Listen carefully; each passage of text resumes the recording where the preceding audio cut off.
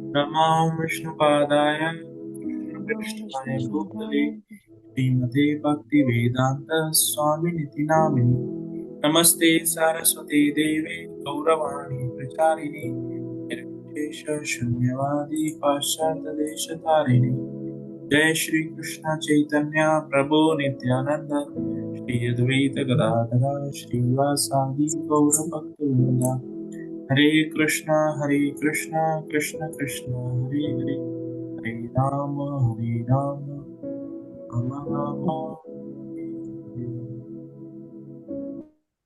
Yes. So, anyone would like to share what we discussed in our last session? Deepak ji, would you like to share? Summarize? Hare Krishna Prabhuji. Yes. So we were discussing about, we started with Gyan and Vigyan. So Gyan is about knowledge and Vigyan is realization of that knowledge. Mm-hmm. But actually, who can give that Vigyan or who can get us realization of that knowledge?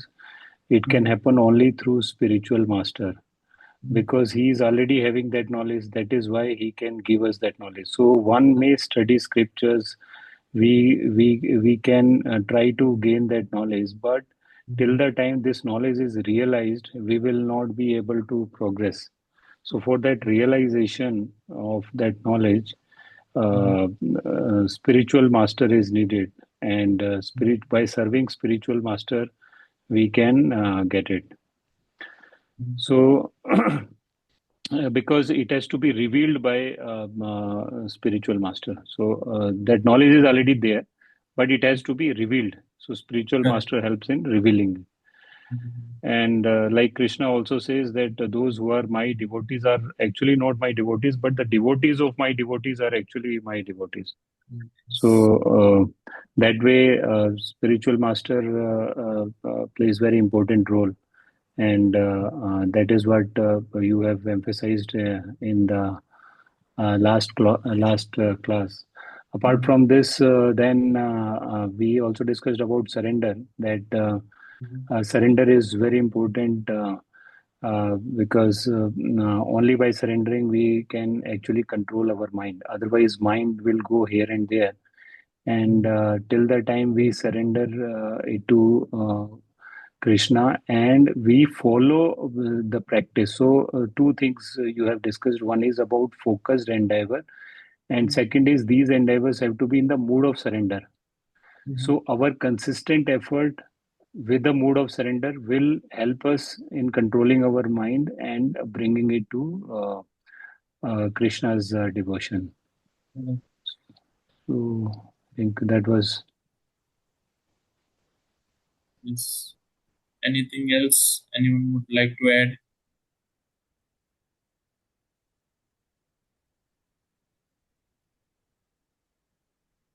Hare Krishna Prabhuji.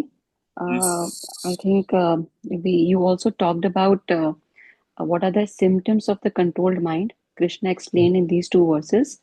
Mhm. Symptoms are when one has attained super soul, Mhm. attained tranquility, like somebody is same in happiness and distress, Mhm. honor and dishonor, and when one treats everyone equally. These are Mhm. symptoms of a controlled mind. You Correct. also talked about setting. So Krishna has set some rules and regulations which we all have to follow, which is called dharma, and we cannot act whimsically and not follow the authorities. And when we surrender, we get this reciprocation from the Lord. Yes. So we were discussing the sixth chapter of Bhagavad Gita, where it started with Krishna explaining who is a yogi and who is a sannyasi. Then further he started mentioning about the yoga process, explaining more about Ashtanga yoga. So he mentioned two types of yogi: Yoga Ruksha, who is a beginner, and Yoga Rudha, who is in advanced stage. So then further Krishna explained about what is the role of mind in executing yoga practice, or to attain supreme, what is the role of mind that Krishna explained. And what are the symptoms of a yoga rudha person who is in yoga rudha stage? What are his symptoms? His symptoms was he has attained super soul. He is equipoised in all the things, heat and cold, gold and pebble, all these things, everything he is honor, dishonor, everything he is seeing with an equal vision. One was attained super soul, one is tranquility, free from dualities. These are the symptoms of a yoga rudha stage. And he is satisfied by the vijnana. He has complete knowledge and he is also having vijnana. Vijnana means that realization of knowledge, and how we can get that we discussed was by serving a bona fide spiritual master. That Krishna has already mentioned in the fourth chapter. Tad viddhi paripatena pariprashnena seveya उपदेक्षन्ति ते ज्ञानिनः तत्त्वदर्शिनः तद्विद्धि परिपातेन परिप्रश्नेन सेव्य means you have to not like you will get this knowledge by its own. No, you should have inquisitiveness. Pariprashnena, submissiveness is required, and you should have inquisitiveness. So that inquisitiveness should be backed by submissive nature. Suppose you are asking question or a doubt, but if you are asking that question or a doubt in the mode of argument, you will not be able to get right answer, even though that person who is presenting that answer will not be satisfied with the answer at all if it is in argument or some such other method, rather than you are not submissive but you are checking other person knowledge. Oh, let me see how much he knows. Oh, I know better than him. Let me see how he answers that question. Like this, different, or we argue simply. Oh, you don't know. We argue. So this knowledge will not have its effect upon us. So to feel or to realize this knowledge, one should be inquisitive, or one should ask the question pariprashnena, how? In a submissive mood. Now, someone may just simply ask questions. That also alone will not help. That alone will not be helpful. What is important is seveya. Service is also important. Practical devotional service onto the spiritual master is important. How? By following his instructions. He is asking us to engage in preaching. We should execute that. He is asking us, just like Shri Vigrahara. So he is engaging us in the Vigraha service, in the service of the deities, in cleaning the temple, in preaching, various such activities or devotional services. He is engaging us. So practically what we are doing, we are by following his instructions, we are serving him. We are serving him. So pariprashnena seveya. Our prashna, our inquisitiveness, our doubts, our questions should be backed by submissive nature, and it should be done in a service mood. Means it should be along with practical devotional service. Then you will see the realization of this knowledge. This knowledge will be revealed into your heart. This knowledge will be revealed into your heart. That is the process of getting this transcendental knowledge. One can get transcendental knowledge like this. alone. Now, how do we, just like Prabhupada is there, how do we inquire from him, ask questions from him, or how we get answers from him? By reading his books. By reading his books. So now one may just keep on reading books, books, books, reading, reading, reading. That alone will not help. Will have some effect. But yes, practical devotional service is also. Someone may do practical devotional service alone, but not reading books, Prabhupada books. That also will not have. Yes, it will have an effect, but it will not be substantial. For a long run or for a long time, it won't be substantial. After some time, that service will become burden for us. Galagraha. It will become a noose around our neck rather than doing out of love, out of feeling, will do out of burden. Oh, chalo, chalo, jaldi khatam karo, niklo yahan se. Like that. Just like we work in offices. So, actually, our condition or our position in current stage is what? We practically don't have any devotion. Practically, we don't have any devotion. This devotion or this faith or shraddha is contagious. Is contagious. If we see our devotion or our faith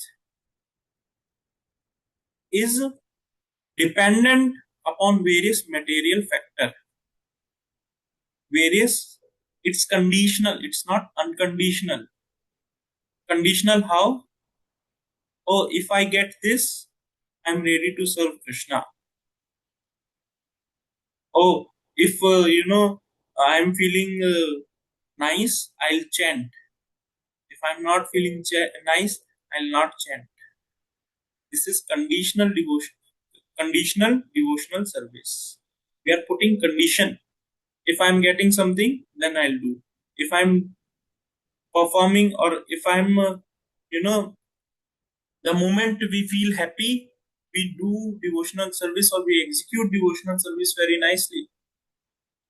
The moment some kind of stress is there, some kind of problem is there, or some obstacles are there, first and foremost thing we forget is devotional service. Just like suppose in your house some marriage is there, marriage is happening. So first and foremost, what you will do, you will cut down. Oh, I am doing 16 rounds or I am doing 8 rounds of chanting. Let for today, 2 days or 3 days, let me just chant 1 round.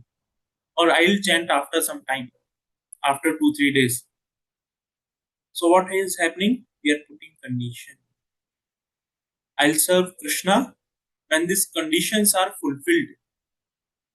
So devotional service is not actually pure. This is very grossly, if you see, this is very gross level. Very, very gross level. But at subtle level, even though we may cross over these gross obstacles, it's very tough to perform pure devotional service. But it is not impossible. It is very much possible. How? Under the direction of a bona fide spiritual master, it is very, very easy and very much possible. Very much possible also. So that's why it is very, very important that when we are executing devotional service, both the things has to go parallelly, executing practical devotional service as well as reading the scriptures, reading the books of Srila Prabhupada. By doing this, this knowledge will convert into realization, will realize this knowledge. And by realizing this knowledge, what will happen? Will attain the perfection of our life. Will attain the perfection very easily. So we'll move forward. We'll start with verse number 10.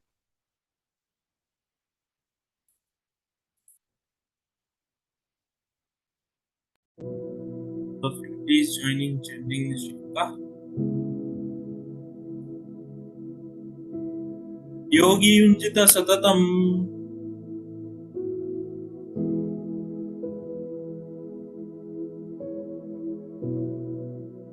Hare Krishna. Hare Krishna. Hare Krishna, Prabhuji. Krishna Prabhuji. Hare Krishna. Yes. So please chant this shloka. Yogi Yunjita Satatam. Yogi Yunjita Satatam. Satatam. Atmanam Rahasi Stitha. Atmanam Atmanam Atmanam rahasi Rahasi stitha. Stita. Ekaki Yata Chittatma.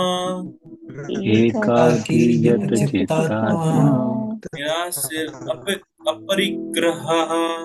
Nirashira Nirashira Parigraha. parigraha.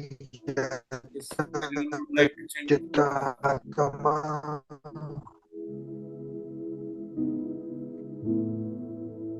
Yogi Yunjita Satatam. Atmanam Rahasi Stita. Ekaki Yat Chittatma. Nirashira Parigraha. Yes, wonderful. Anyone else? Yogi Yunjita Satatam. Atmanam Rahasi Stitha. Ekaki Yata Chitatma. Nirasir Aparigraha. Wonderful. Yes, anyone else? Yogi yunjita satatam. Atmanam rahasi sthitah. Ekaki yat chitatma. Nirashira parigraha. Wonderful. Anyone else? योगी जुञ्जित सतत आत्मानं रहसि स्थित एकाकी जत चित्तात्मा निराशीर परिग्रह Yes, anyone else?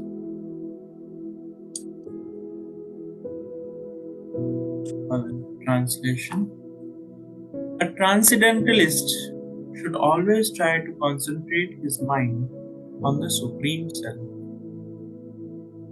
He should live alone in a secluded place and should always carefully control his mind.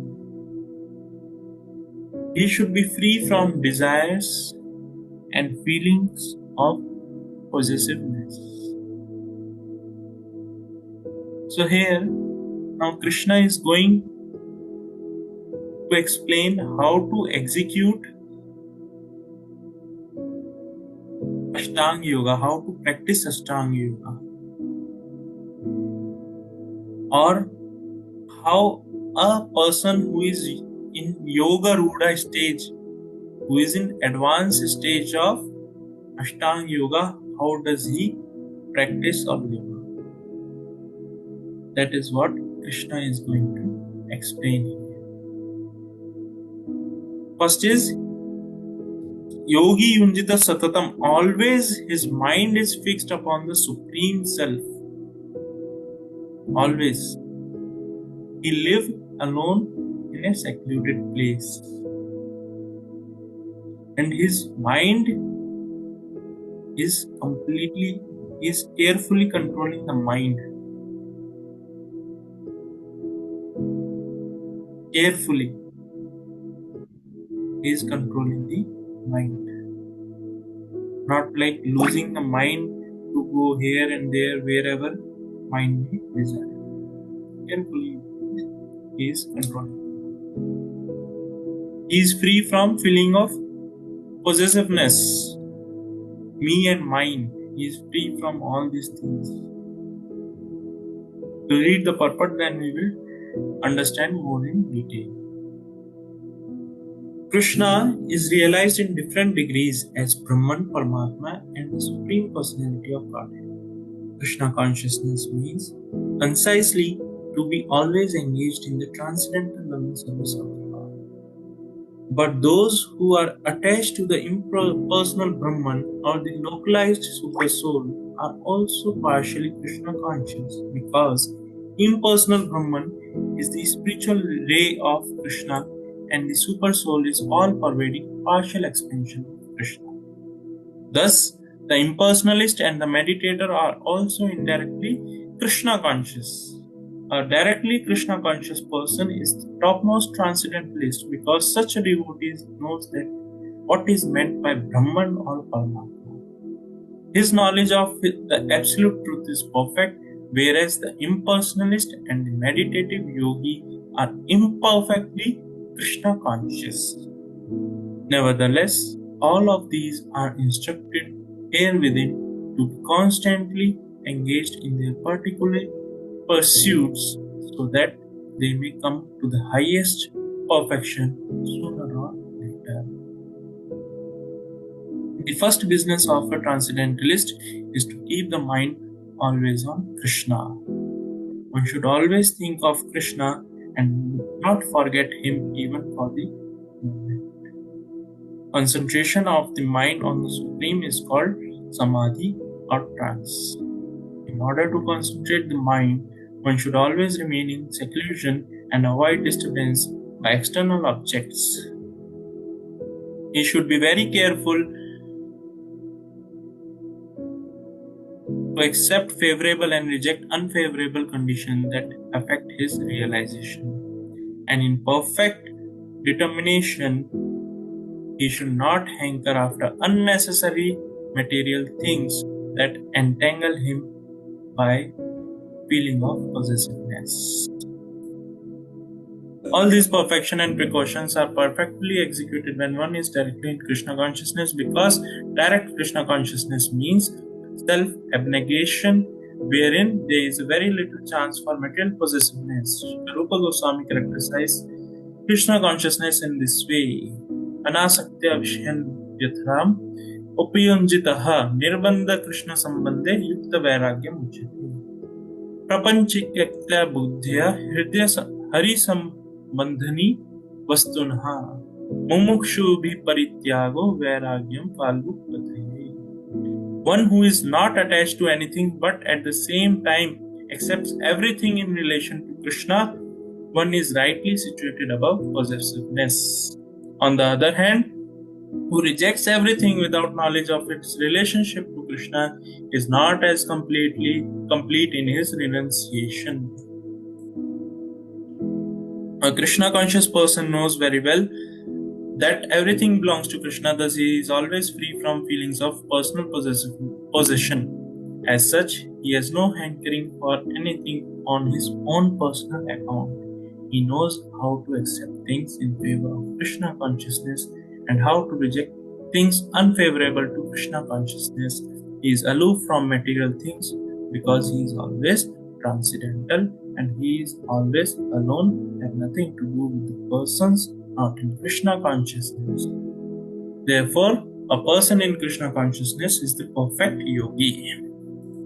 Very wonderful purport. Lot of things are there to understand. So, a yogi can realize Krishna in three different aspects. What are those? Brahman, Paramatma, Bhagwan. Brahman is impersonal form of Krishna. That is his effulgence. Krishna's effulgence. Just like sun has its rays, sun rays are there. Sun's effulgence. Same way, Krishna is also having his own effulgence that is known as Brahman. That is impersonal representation of Krishna, or impersonal form of Krishna, rather impersonal form of Krishna. Paramatma is, it's a localized aspect or localized form of Krishna. Localized form of Krishna is known as Paramatma, who is situated in everyone's heart. And third is Bhagwan, Krishna himself, which covers everything, which includes everything.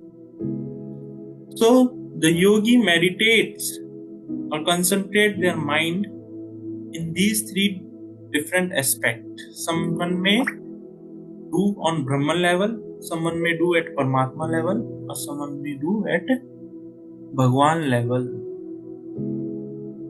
So everyone joins at different, meditates at different aspects of Krishna.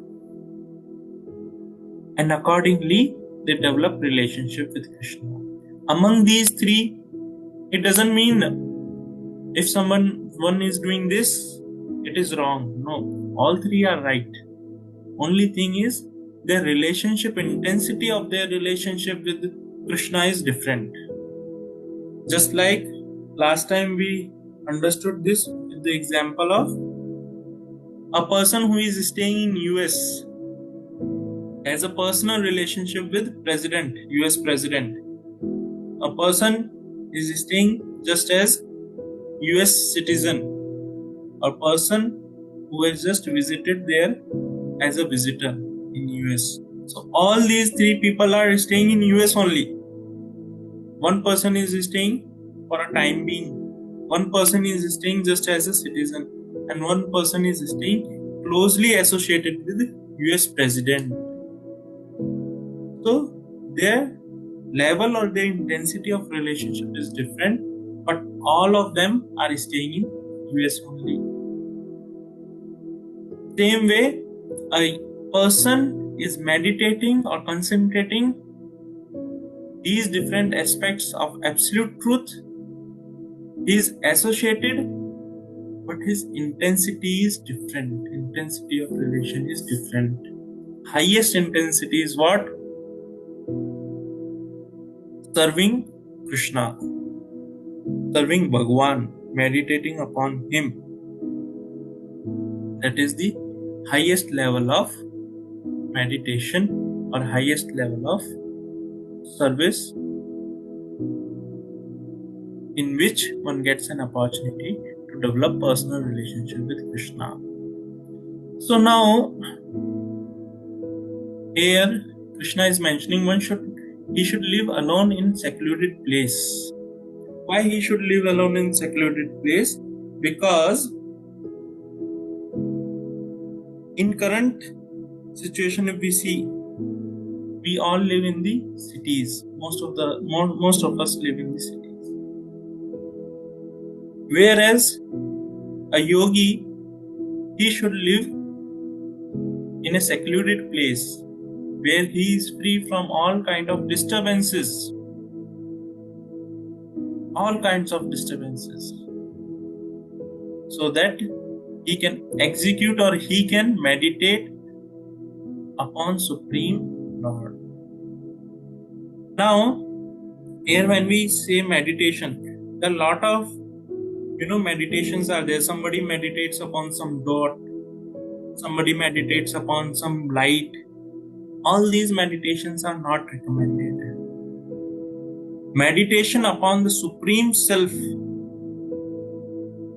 is alone considered as a part of yoga, and eventually one attains the samadhi. All those meditation may have some material effect.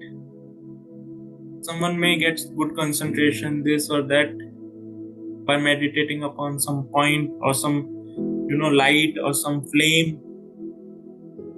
But if you want a spiritual benefit or if you want to make spiritual advancement, then meditation upon Supreme Lord in these three different aspects is important. Either you do meditation upon Brahman, Paramatma or Bhagwan. Either of them. Then only you can advance spiritually. Otherwise, there is no other way to make spiritual advancement. Right? So now, here, he should be free from the feelings of possessiveness. Very important. Why feeling of possessiveness? Because in this world, we all are entrapped because of two things, aham and mameti.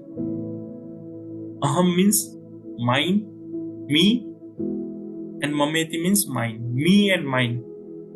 Everything in this material world is revolving around me and mine. I am so and so, I am this and I am that. Me and mine, me and mine. Even many times those who are practicing sannyasis or yogis, They get attached to particular place, particular tree under which they are residing.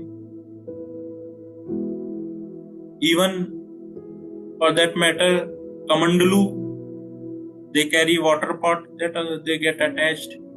So they should be even free from such attachments. That's why for a sannyasi, now all these things are practically not possible. But earlier, as per the scriptures, for a sannyasi, he should not stay under the same tree for more than 3 days. For more than 3 days, he should not stay under the same tree. If we see, that's why Goswamis, Rupa Goswami, Sanatan Goswami, they used to keep changing their place of stay. This day, this particular tree, that day, some other tree. Like that, they used to keep changing so that they don't develop the attachment towards even tree under which they are staying.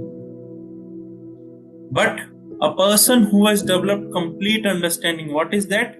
Nirbandhe Sambandh Krishna Yukta Vairagya Uchitam. That everything belongs to Krishna. Everything has a relationship with Krishna. Suppose now we are in a family, we have kids, we have husband, we have wife. So what shall we do? Shall we leave them? We should accept them as a Krishna's part and parcel. We should accept in relation with Krishna, our relationship should be centered around Krishna. And that kind of, when a person has such knowledge, that kind of renunciation is Yukta Vairagyam Uchyate. Uchyate means highest level of renunciation. When a person is completely situated in the knowledge that everything belongs to Krishna and everything has a relationship with Krishna, that kind of renunciation is highest level of renunciation. Then a person will not be hankering after material possessions. He will be completely interested in serving Krishna alone. That will be his interest, nothing else. We'll read verse number 11, 12th. So here now Krishna is going to explain further how one should practice Ashtanga Yoga. So I'll chant the shloka. Socho deshe pratisthapya sthiram asanam atmanah nati uchritam nati nicham chailagnya kushottaram त्रैत्रैग्राग्रं मनः कृत्वा यथा चितेन्द्रिया क्रिया उपविश्यासने युञ्ज्यात् योगम आत्मा विशुद्धये. So here Krishna is explaining how one should practice now. Previous verse, what Krishna mentioned is leaving secluded place. Second is he should be free from desires and feeling of possessiveness. Now here Krishna is going to add further details. What is that? To practice yoga, one should go to a secluded place and should lay kusha grass on the ground and then cover it with a deer skin and a soft cloth. The seat should neither be too high nor too low. It should be situated in a sacred place. The yogi should then sit on it very firmly and should practice yoga by controlling the mind and the senses, purifying the heart and fixing the mind on one point. So here we'll read the purport, then we will understand more in detail.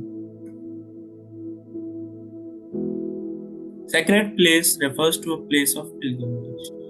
In India, the yogis, the transcendentalists, or the devotees all leave home and reside in sacred places such as Prayag, Mathura, Vrindavan, Rishikesh, Haridwar, and in solitude practice yoga. where the sacred rivers like the Yamuna and the Ganges flow. But often, this is not possible, especially for Westerners. The so-called yoga societies in big cities may be successful in earning material benefit, but they are not at all suitable for actual practice of yoga. One who is not self-controlled, whose mind is not undisturbed, cannot practice meditation. Therefore, in the Brahmanarada Purana, it is said that in Kali Yuga, the present Yuga or age, when people in general are short-lived, slow in spiritual realization, and always disturbed by various anxiety, the best means of spiritual realization is chanting the holy name of the Lord. Hare Nama, Hare Nama eva kevalam, kalo nastiva, nastiva vidyat anvita. In this age of quarrel and hypocrisy, the only means of deliverance is chanting the holy name of the Lord. There is no other way, no other way, no other way. So here, Krishna is mentioning Socho Deshe Pratishtapya. One should go a sacred place, a place which has been purified by the presence of the Lord, where Krishna has performed his pastimes, or where saintly people reside. Why this secluded place? Because this secluded place or sacred place,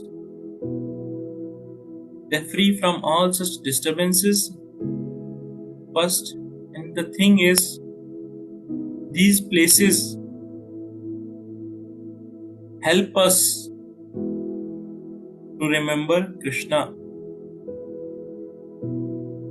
Just like if you go to Himalayas, there the place is in such a way will neither feel much of hunger nor you will sleep much. So people who go there for meditation, for performing yoga, they don't eat much. Naturally, they give up eating and sleep. They engage in practicing yoga. And how they should do kusha grass on the ground and then cover it with the deer skin. Why deer skin? Anyone? Why one should cover with deer skin?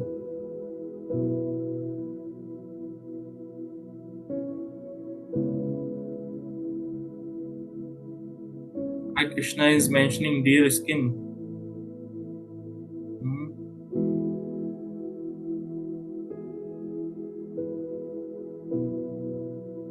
Krishna is encouraging killing of animal. Any guesses?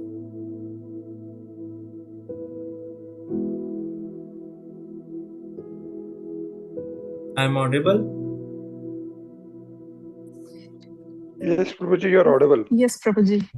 Okay, I thought I am speaking to myself. Okay, yes. Any guesses? So why deer skin? Or some places you may find tiger skin also. Why it is recommended? Because when we spread the deer skin, all the reptiles, lizard, snake, various worms, they will not come close to you. All these worms, snake, reptile and all these things will not come close to you to disturb you. This deer skin or tiger skin as such,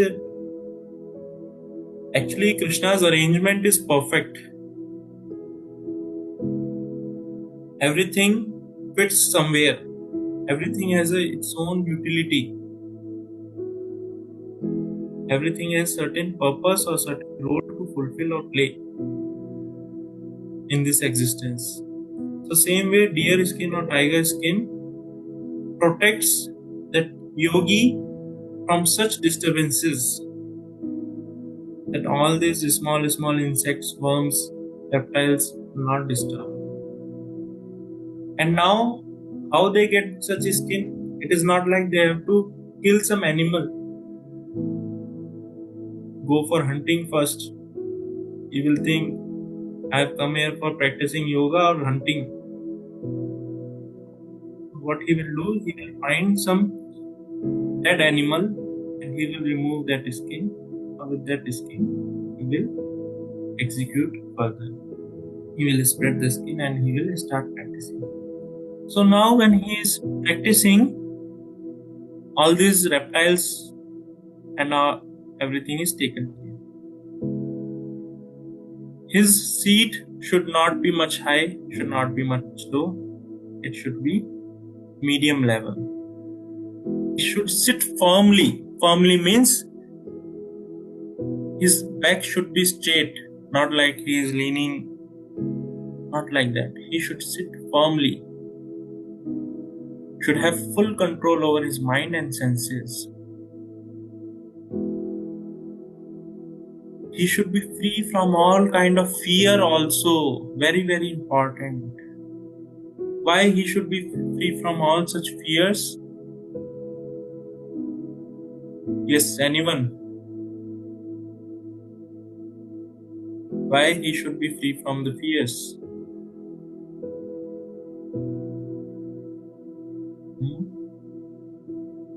Otherwise, his mind will keep on getting defocused there. His mind will Keep on getting distracted. keep on getting distracted, okay? Anyone else? Prabhu, I think, sorry, just go. Yeah, please.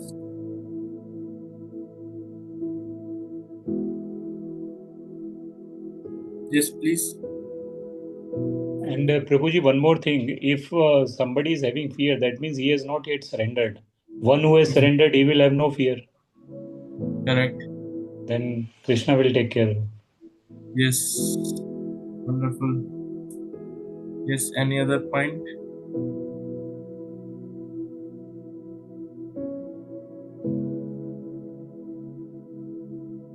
Yeah, so Prabhu, I just agree with Prabhuji's advice, like idea. But I was thinking also that fear is an impediment towards surrender. That if you are fearful, then you won't be able to accept Krishna, that he will be able to save you. So, first and foremost thing is, in today's world, practically living the family life is not possible. We are staying in the cities. Living family life is not possible. So much of chaos, this and that. It's practically not possible for any one of us to leave and go to Himalaya or to go to some forest or some secluded place where we can practice meditation. First thing. Second thing, even though if we may go there, what will happen? Because our mind has been filled with various information, various such things, that our mind will not be able to experience some kind of peace. Our mind will be always filled with some kind of disturbance. Or else, because in Kali Yuga, tolerance is very, very less. One of the symptoms of Kali Yuga is people will not be tolerant. People will not be able to tolerate much. That is the one of the reason. That's why nowadays families are getting small in size. Earlier joint family, now getting nuclear. 2 people, 3 people, 4 people are staying. In that only you can experience Mahabharata. Earlier people used to stay 10, 15, 20 people are staying together peacefully. 50 years back, your own family, you can see how they used to live peacefully together. Because now, one thing is, because of lot of work opportunities and all, people are migrating from one place to another place. Second is tolerance power is getting low or reduced day by day, day by day. People are not tolerant. They want to execute their own personal agendas. Central point is me and mine. What is there for me? This is what, that's how they have become less tolerant. Now, because of this, even though they go to the forest or some secluded place, for them living there is very, very tough, very, very difficult. Very, very difficult. Mind will go here and there, and eventually they may fall down. Eventually they may fall down.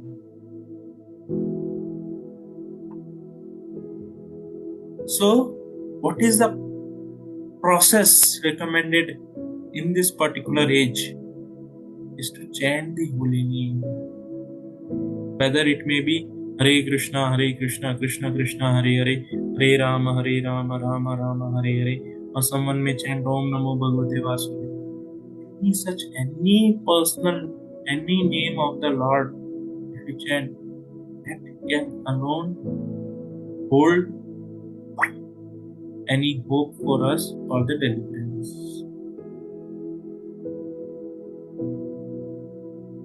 Can hold any hope for deliverance. So that's how one should stay in whichever situation, position he or she may be, and practice Krishna consciousness. Yes, if it is becoming even tough or difficult, then one should give up such association and practice Krishna consciousness. But one should try to tolerate. That is very, very important. So in current age, it is not easy or it's not recommended to go to secluded place or sacred places and practice yoga, because our mind, and we are short-lived also. We cannot control our hunger. We need every 2-3 hours, 5 hours, 6 hours something to eat. So because of all these shortcomings, it is practically not possible in this current age to perform this meditation. Earlier in Satyuga, for Satyuga it was correct method. Why? Because people used to live for 1 lakh years. Currently in Kali Yuga, maximum lifespan is 100 years. As Yuga progresses, lifespan reduces. Satyuga 1 lakh years, Treta Yuga 10,000 years, Dwapar Yuga 1,000 years, Kali Yuga 100 years. So people used to meditate for 10,000 years very easily in Satyuga, because living there for 1 lakh years, 10,000 years, they are simply meditating and they can see or realize Paramatma in their heart. They can see Krishna. 10,000 years they are sitting and performing meditation, performing tapasya, eating nothing, drinking nothing. Little bit water or something with air, they are maintaining themselves. So like that they are doing. So how those people where in Satyuga such tranquility was there, people were simple in living. Now we have so much complicated life. It is practically not possible to attain such result in just 100 years of our lifespan. So what is the best process? Best process is to meditate upon the mantra, on the holy name, to chant and hear. That is the best process in this Yuga. And this is what Puran Naradi Puran is also suggesting. Hare Nama, Hare Nama, Hare Nama Kevalam. Kalau means in this age of Kali. Kalau nastiva, gatir anyatha. No other, anyatha means there is no other solution, no other way other than chanting the holy name. We read verse number 13 and 14. Samamam kaya shiro grivam dhairyan achalam sthiram samaprekshya nasikkagram swam dishas chanchalo vokayan प्रसन्नात्मना विगत बहिर्ब्रह्मचारी वर्ते स्थितः मना संयम्य मच्चित्तो युक्तः आसीत मत्परा. So here Krishna is bringing more clarity and further the process of Ashtanga Yoga. What is that? One should hold one's body, neck, head erect in a straight line. Here it is mentioned firmly, sit firmly. Here more clarity. Body, neck, head erect in one straight line. And stay steadily at the tip of the nose. You should stay steadily at the tip of the nose. Thus, with an unagitated, subdued mind, devoid of fear, completely free from sex life, one should meditate upon me within the heart, make me the ultimate goal of life. Matpara, Matchitto. Clearly he is mentioning upon me, not some light, some point, some this or that. In today's age we hear all these things. All those Krishna is not. Clearly he is mentioning Matchitta, upon me, meditate upon me and consider Matpara, ultimate goal to be me alone. Ultimate goal of his practicing of yoga is Krishna alone. We'll read purport, then we'll understand in detail. The goal of life is to know Krishna, who is situated within the heart of every living being as Paramatma, the four-handed Vishnu form. The yoga process is practiced in order to discover and see this localized form of Vishnu and not for any other purpose. What is the purpose of yoga? Is to realize the Paramatma, to see Krishna who is situated in our heart as a Paramatma. That is the goal of yoga.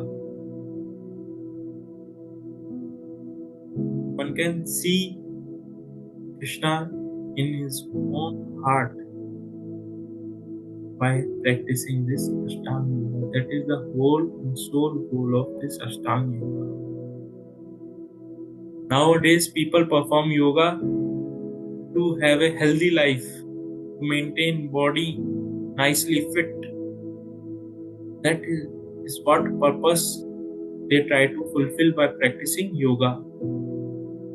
But here Krishna has clearly mentioned the purpose of performing yoga is what? Is to see him or to realize him. The localized Vishnu Murti is plenary portion representation of Krishna dwelling within one's heart, and one who has no program to realize the Vishnu Murti is uselessly engaged in mock yoga practices and is certainly wasting his time. Is certainly a person who is performing yoga other than realizing Krishna is simply wasting time. Nowadays, if we see so many international yoga day, entire world is performing some yoga, some gymnastic, this and that. Simply that is waste of time. Actually, yoga meaning what? To unite with Krishna, to link or to connect with Krishna. That is the meaning of yoga. But we try to just keep. So see how much we have degraded. How much we have degraded. The purpose of yoga was to realize Krishna. As an outcome, while doing that, because to realize Krishna, see, suppose there is a saying, "Bhuke pet bhajan na hoye gopala," right? If your body is filled with disturbances, how you will meditate upon Krishna? It is not possible, right? If your body is disturbed, you cannot meditate upon Krishna properly.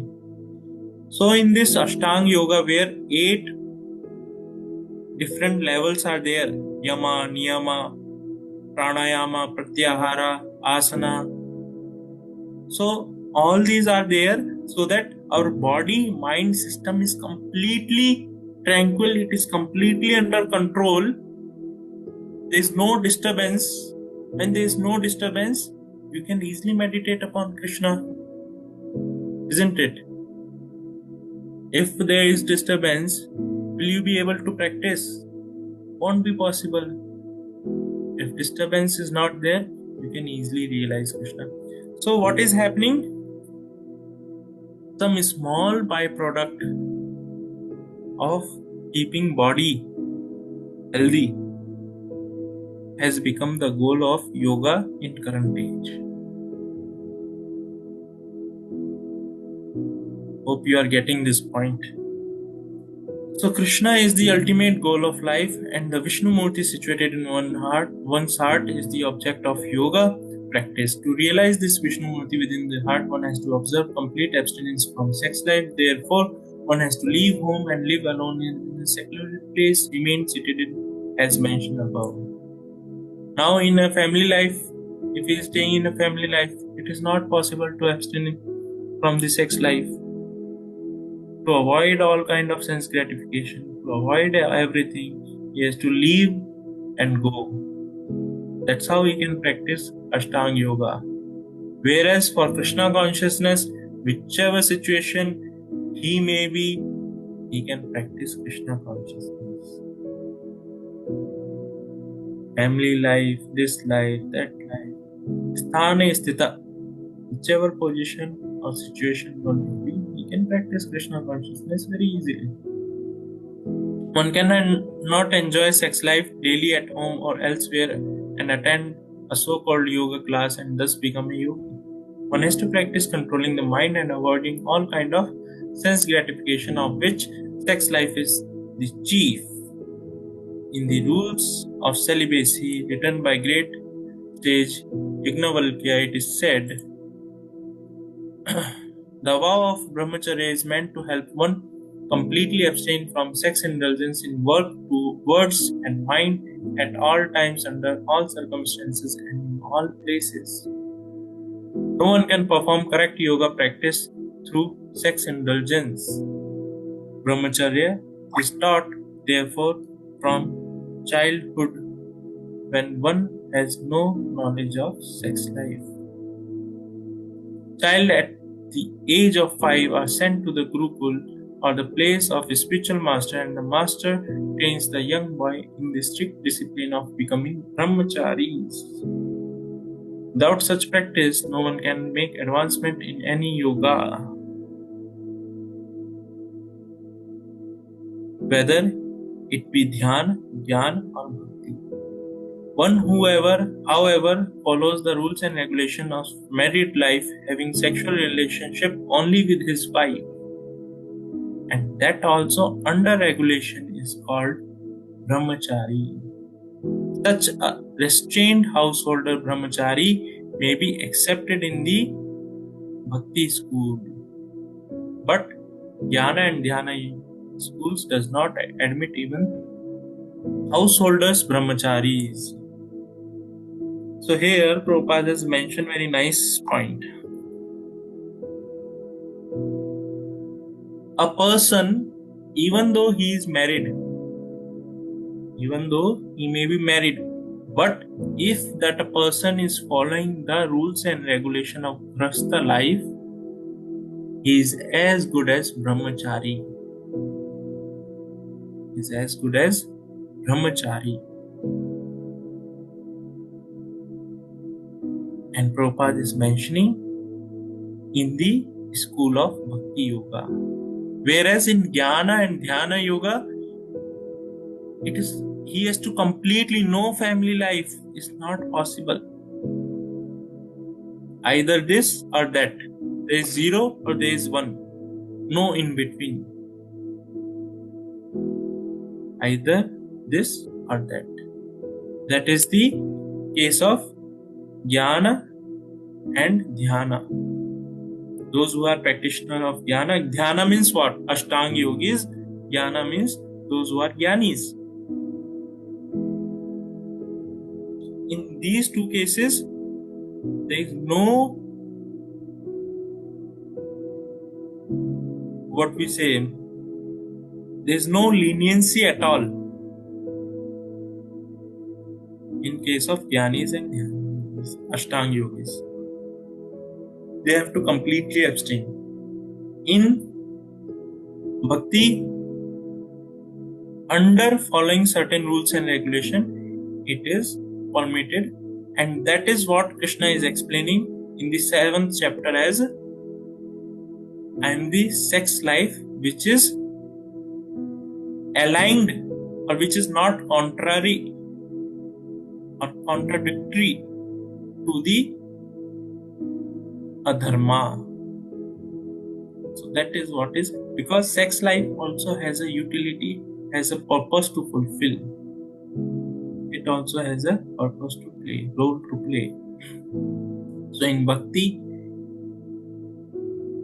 process, it is permitted with certain rules and regulation. When a person who is following certain rules and regulation, he is considered as good as brahmachari.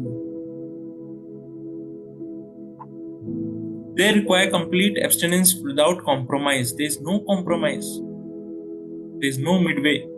For whom? For jnanis and for Ashtanga yogis. In the bhakti school, a householder brahmachari is allowed controlled sex life because the cult of bhakti yoga is so powerful that one automatically loses sexual attraction being engaged in superior service of the Lord. In the Bhagavad Gita, it is say, Vishaya vinivartante nirahasya dehina rasavarjam rasopisya param drishtva nivartate. Whereas others are forced to restrain themselves from sense gratification and devotee of the Lord automatically refrains because of superior taste. Other than the devotee, no one has any information of the superior taste. No one has any information about the superior taste. A devotee, because he is engaged in the service of the Lord, he doesn't think much of this thing.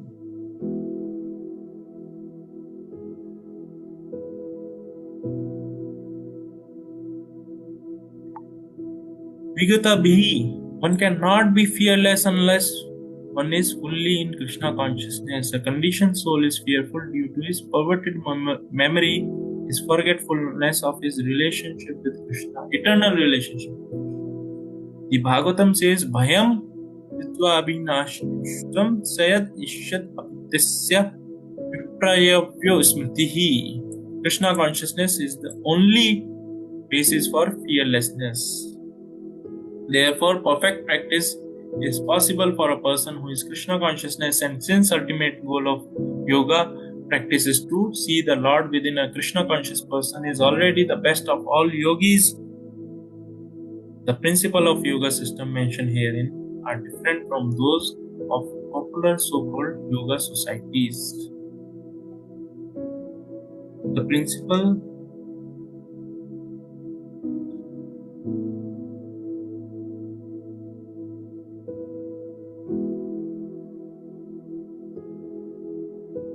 so popular so-called popular yoga societies is what? Is to regain some material health, bodily health. Whereas actual goal of yoga is to realize Krishna or to develop relationship with Krishna or to see Krishna. That is the ultimate goal of yoga. So now a person who is free from fear, only that person can practice Ashtanga yoga.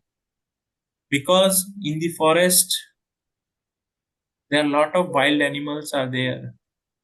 This deer skin or tiger skin will take care of some small reptiles, worms and all these things. But there are beast, animals are there. So he should not even fear from them, and he should completely absorb in meditation. By developing dependency upon Supreme Lord, knowing that he is Amsha of that Supreme Lord, not having fear of what he will get to eat.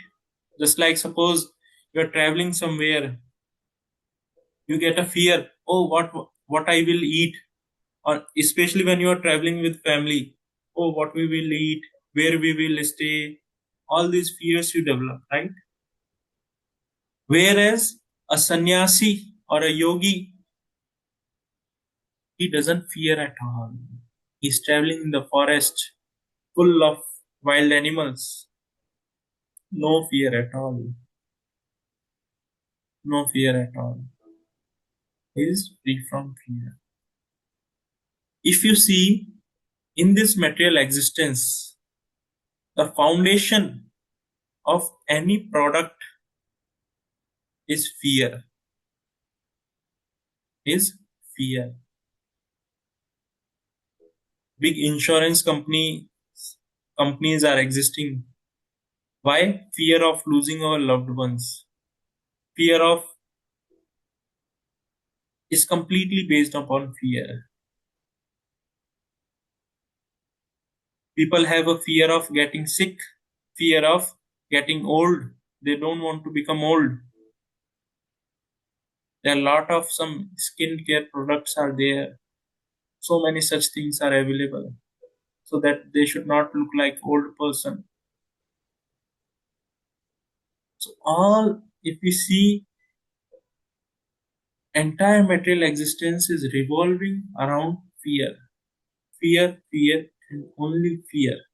Root cause is fear. The moment you understand about Krishna and your relationship with Krishna and you live on that level, you become free from all kind of fear and you can experience peace in your heart and you can live happily and become free from all kinds of fears. Especially when a person who is practicing Krishna consciousness, when he develops such dependency upon Krishna, because a person who is practicing Krishna consciousness, he will experience where various such situations he will experience in their life, where the only solution that remains is dependency upon Krishna. That is the only solution you will get in your life. You will experience such situations. Devotees, they go through such situations they experience in their life. Their only solution you will find is depending upon Krishna. No other solution you will find. And that is how they become fearless. Gradually, over a period of time, they get free from all fears. And that's how they surrender to Krishna more and more. That's why one of the most important verses of Bhagavad Gita. What is that? Anyone would like to share? What is the most important verse of Bhagavad Gita? Hare Krishna Prabhuji. It is Yes, 18.66. yes, 18.66. Let me pull up that verse for you. सर्वधर्मान् परित्यज्य मामेकं शरणं Vraj. So Am tvam here, sarupapebhyo mokshayasami masucha. so here Krishna, we see सर्व धर्मान् परित्यज्य मामेकं शरणं व्रज अहं त्वं सर्व पापेभ्यो मोक्षयिष्यामि मा शुचा. Do not worry, do not fear. Krishna is mentioning this exclusively. Do not fear, because he knows our tendency is to fear. He is telling, if you take shelter unto me, abandoning everything,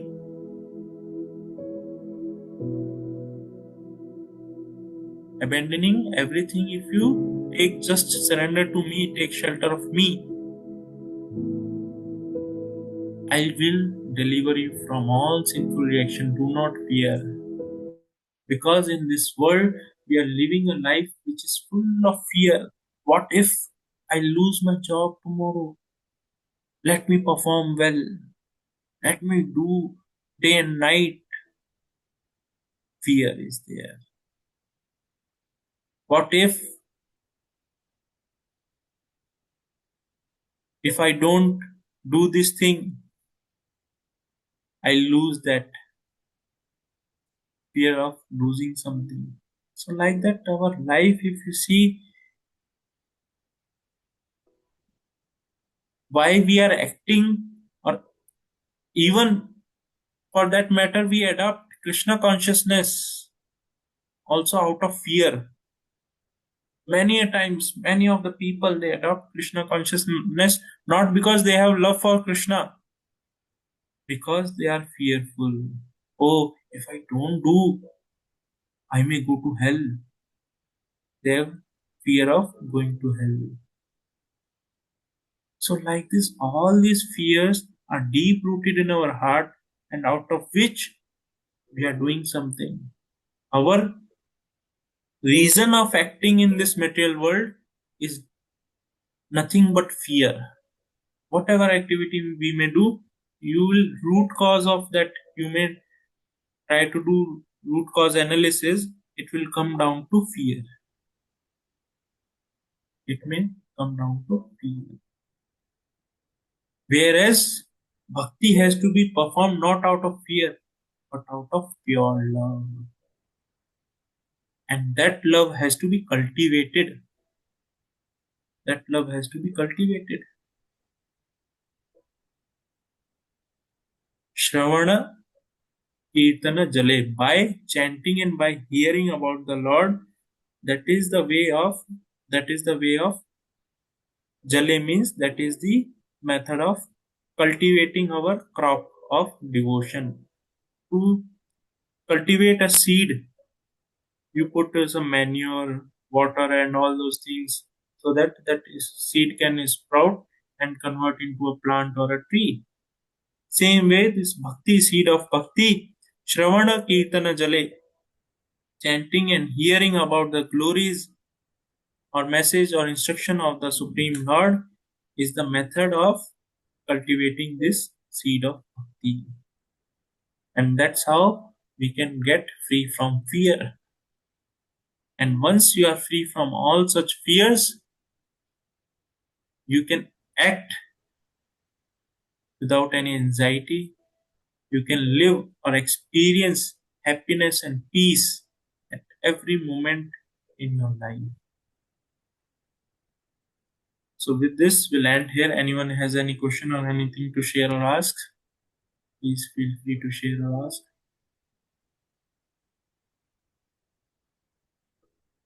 Any questions?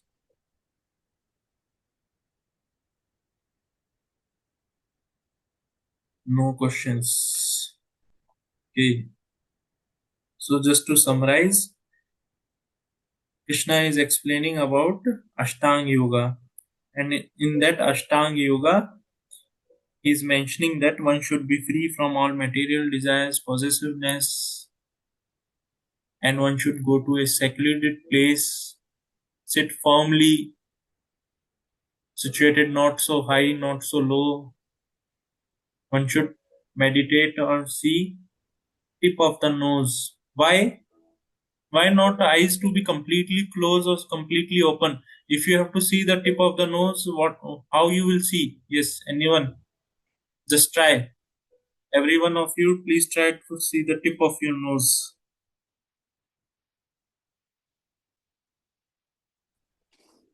Prabhu, it requires a lot of stress to the eyes, and I think it is more focusing than just being the full eyes open. Okay. Yes, anyone else?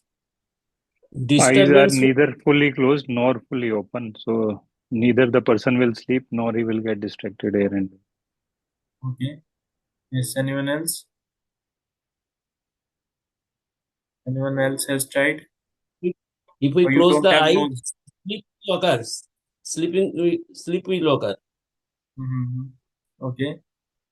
Everyone has tried this? seeing the nose, or you don't have nose? Hope everyone is able to see their nose.